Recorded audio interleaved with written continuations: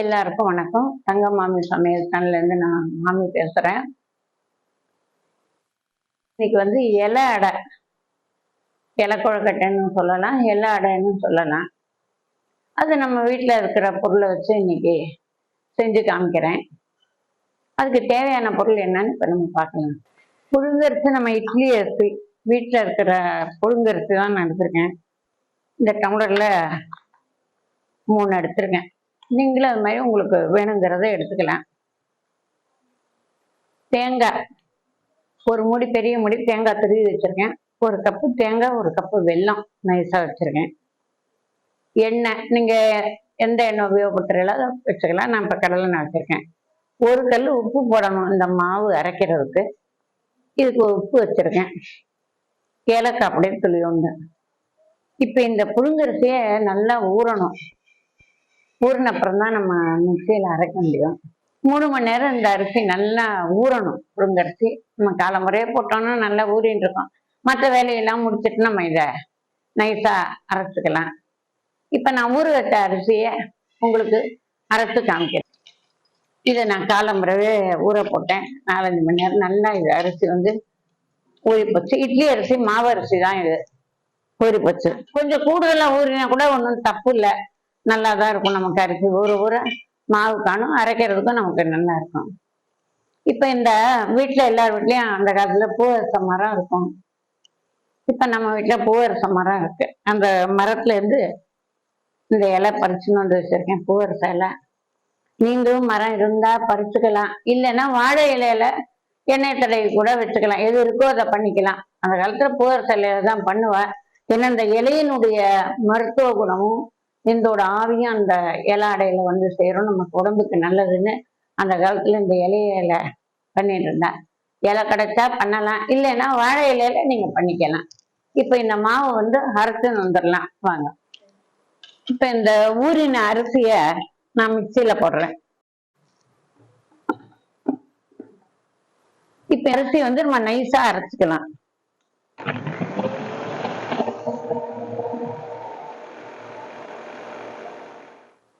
இப்ப இந்த மாவு கெட்டியா தான் அரைச்சுக்கணும். ரொம்ப தண்ணி ஊத்திடாதீங்க, கொஞ்சம் கொஞ்சமா ஊத்தி அரைச்சுக்கலாம். இப்ப இது எப்படி அரைச்சிருக்குன்னு பார்க்கலாம். இப்ப இந்த மாவு நைஸா கெட்டியா அரைச்சிட்டோம். நீங்களும் ரொம்ப தண்ணி ஊத்தாம அரைச்சுக்கலாம். அப்படி ஓடலைன்னா லேசா நம்ம தண்ணியை தெளிச்சு லேசா ஓட்டிக்கலாம். நல்லா ஊறினதுனால நமக்கு நைஸா மாவு ஆயிடுச்சு. இப்ப இதை நான் பாத்திரத்துல மாத்திக்கிறேன்.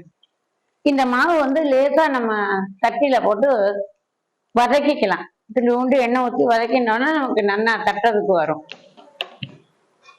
இது வெங்கல உருளி, ஒரு 4 கிலோ அது வெயிட்டுக்கு. சாதாரணமா இதை தூக்க முடியாது.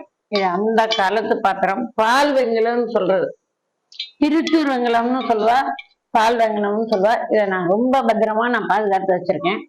இப்ப இதுல இதை நான் மாவு இதுல நான் கிளறேன். அதோட கரண்டி இது. இப்ப எண்ணெய் இதுல கொஞ்சமா ஊற்றிருக்கேன் இந்த மாவு கிளறதுக்கு. உங்களுக்கு எந்த எண்ணெயோ ஊற்றிக்கலாம். நல்லெண்ணெய் ஊற்றினாலும் சரி, இல்லை கடலை எண்ணெய் ஊற்றினாலும் சரி, ஆயில் ஊற்றினாலும் சரி. இந்த மாவை நான் இதுல வதக்கி வச்சுக்கிறேன்.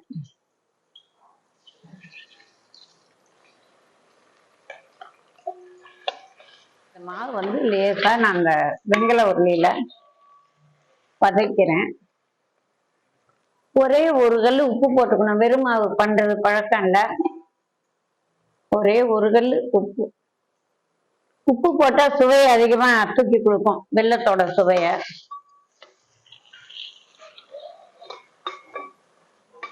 இந்த மாவு ஒட்டாம வர வரையிலும் நம்ம வதக்கலாம் லேசா.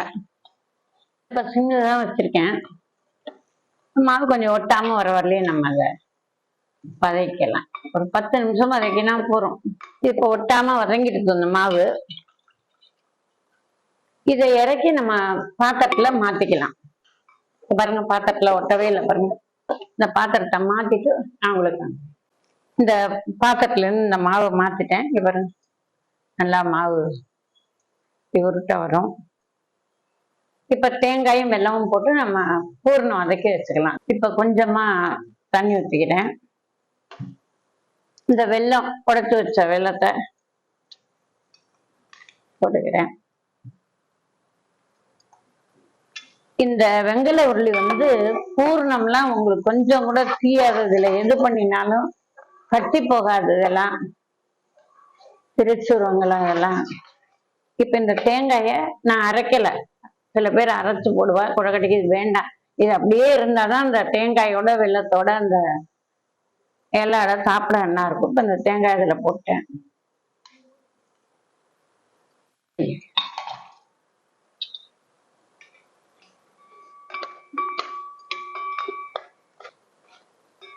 இப்ப வெல்லம் கரைஞ்சு இந்த தேங்காயும் வெல்லமும் ஒன்னா கொதிக்கிறது.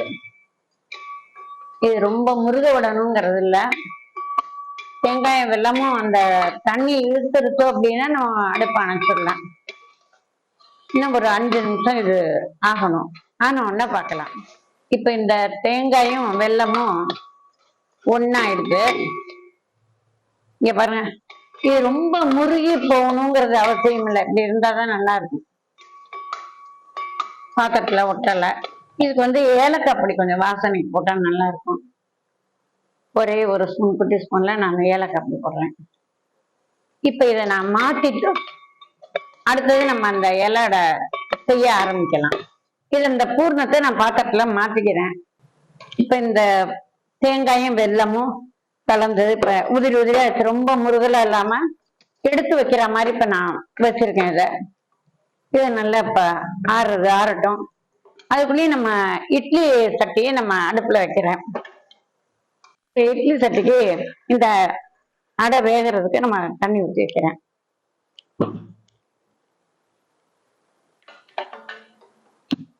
இந்த பூர்ணம் வந்து நம்ம உருட்டிக்கலாம். இந்த இவ்வளவு பெருசு வச்சிருக்கேன், நீங்களும் அது மாதிரி வச்சுக்கோங்க.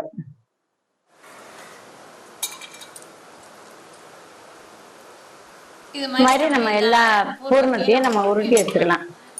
வச்சுட்டு உங்களுக்கு நான் காமிக்கிறேன். இந்த பூர்ணம் இப்ப எல்லாம் உருட்டிட்டோம். அடுத்தது மாவை இதே மாதிரி உருட்டி வச்சுக்கலாம். நம்ம கிளறின மாவையும் அதே மாதிரி பாருங்க, எலுமிச்சங்காய் சைஸ் கொஞ்சம் பெருசா வேணா நம்ம பெருசா தாராளமா இது மாதிரி உருட்டி மாவையும் வச்சுக்கலாம்.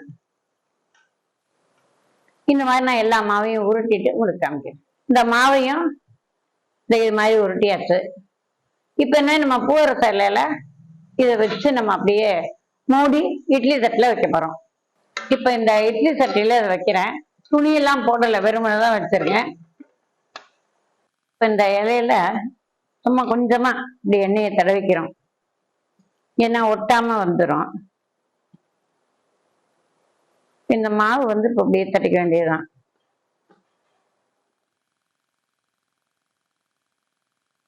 இந்த பூர்ண உருண்டை எடுத்து இப்படி வச்சுட்டு இது எப்படியே மடிக்கிறோம்.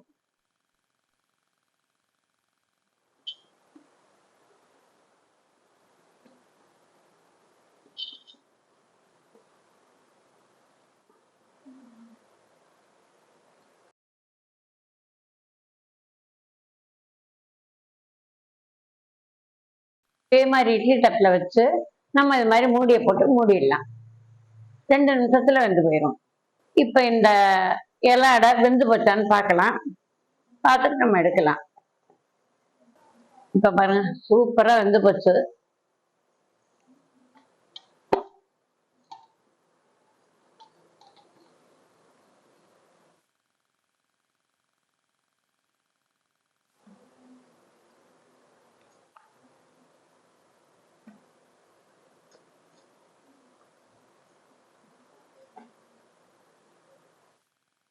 இப்ப இந்த இலை அடை நம்ம பண்ணின மாவுக்கு பண்ணி வேக வச்சு எடுத்தாச்சு.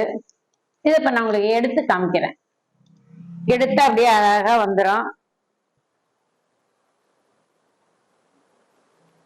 ரொம்ப ஈஸி, ரொம்ப சுலபம். என்னத்த உடனே பண்ணிடலாம். குழந்தைங்களுக்கு கொடுக்கலாம், ஸ்நாக்ஸா பண்ணிக்கலாம். புழுங்கரிசி உடம்புக்கு ஒன்றும் பண்ணாது. தேங்காய் வெல்லம் தான். இப்ப இந்த இலை அடை, இலை கொழுக்கட்டைன்னு சொல்லலாம், அது ரெடி ஆயிடுது. நம்ம வீட்டுல இருக்கிற புழுங்கரிசி, தேங்காய், வெல்லம், எண்ணெய், இதுதான். எண்ணெய் அதிகம் இல்லாத பண்டம் இது. எண்ணெயில போட்டெல்லாம் எடுக்கல. வயசானவா எல்லாருக்கும் கொடுக்கலாம், குழந்தைங்களுக்கு கொடுக்கலாம். தேங்காயும் வெல்லமும் தான் வச்சிருக்கோம். நம்ம இதுக்கு ஒண்ணும் மெனக்கட்டு நம்ம போய் சாமான்லாம் வாங்கிட்டு வர வேண்டாம். பூவரச மரம் இருக்கிறவா, இலை கிடைக்கிறவா அதுல வச்சுக்கலாம். அது இல்லைன்னா வாழை இலையில கூட நம்ம பண்ணி வச்சுக்கலாம். வெல்லம் இரும்பு சத்து இருக்கு, ஏலக்காய் நமக்கு ஜீரண சக்தி இருக்கு. புழுங்கரிசி மாவு வயிற்றுக்கு ஒன்றும் பண்ணாது. எண்ணெய் பண்டம் இல்லை இது. இது போல உங்களுக்கு நேரம் கிடைக்கிற அன்னைக்கு ஒரு நாள் இதை வீட்டுல செஞ்சு பார்த்துட்டு கமெண்ட் பாக்ஸ்ல கமெண்ட் பண்ணுங்க. தங்கமணி சமையல்ல சப்ஸ்கிரைப் பண்ணுங்க. மறுபடியும் அடுத்தாப்புல ஒரு நல்ல ரெசிபியோட உங்களை எல்லாரையும் சந்திக்கிறேன். நன்றி, வணக்கம்.